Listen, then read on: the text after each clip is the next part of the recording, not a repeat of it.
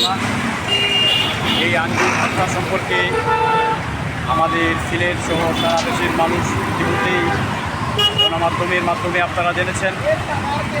আঞ্জুম হত্যা এটি একটি অত্যন্ত মানবিক, একটি ভয়াবহ, এটি একটি নৃশংস হত্যা, যেখানে মানুষের চলাফেরার অধিকার, সেই চলাফেরার অধিকারকে খর্ব করে এই হত্যাকারী এই আঞ্জুম যখন তার পাশের বাড়িতে প্রাইভেট করার জন্য যাচ্ছিল, তখন এই হত্যাকারী তাকে জাপটে মেরে ধরে তাকে হত্যা করে বলে জানা গেছে।